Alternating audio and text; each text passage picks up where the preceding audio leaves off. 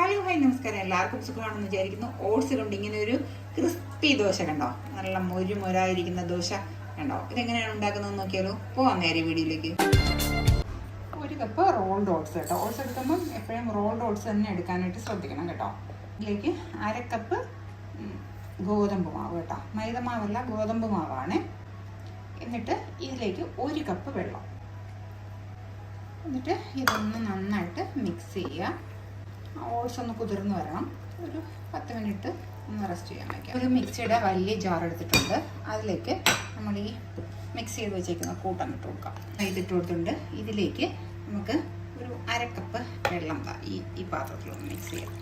നല്ല കട്ടിക്ക് അങ്ങ് അരച്ചിഞ്ഞെടുത്തിട്ട് പിന്നെ അരക്കപ്പ് വെള്ളം ചേർത്ത് കൊടുത്താലും മതി. ഞാനിപ്പോൾ കൂടി അങ്ങ് ചേർക്കുന്നുള്ളതേ ഉള്ളൂ. 5-6 പീസ് ചെറിയ ഉള്ളി, ഒരു ചെറിയ പീസ് ഇഞ്ചി, ഒരു പച്ചമുളക്, ഈ ഫൈൻ പേസ്റ്റ് ആയിട്ടൊന്ന് അരച്ചെടുത്ത് വന്നിട്ടുണ്ട്. ഇതേപോലെ ഇരിക്കും കേട്ടോ. ഇനി ഇത് നമുക്ക് ഈ ബൗളിലേക്ക് ഒഴിച്ചു കൊടുക്കാം. കുറച്ച് വെള്ളം കൂടി ഒഴിച്ചിട്ട് നമുക്ക് മിക്സ് ചെയ്ത് നമുക്ക് 1/4 കപ്പ് വെള്ളം കേട്ടോ. ഈ വെള്ളം ഇതിലേക്ക് ഒഴിച്ചു കൊടുക്കും. ഇതിലേക്ക് നമ്മൾ ഇതൊരിക്കും ഉപ്പൊന്നും ചേർത്തിട്ടില്ല, അപ്പം ഞാൻ കുറച്ച് ഉപ്പ് എടുത്തിട്ടുണ്ട്. ഇത് വെള്ളത്തിൽ ഇങ്ങനെ ഒന്ന് മിക്സ് ചെയ്തിട്ട്, പിങ്ക് സാൾട്ട് ആയതുകൊണ്ട് അലിയാനായിട്ട് കുറച്ച് പാടാണ്. അപ്പോൾ ഇങ്ങനെ കൈ കൊണ്ടൊന്ന് മിക്സ് ചെയ്ത് കൊടുത്താൽ പെട്ടെന്ന് അലിഞ്ഞു കിട്ടും. എന്നിട്ട് ഇതെല്ലാം കൂടി ഒന്ന് നന്നായിട്ട് മിക്സ് ചെയ്യണം.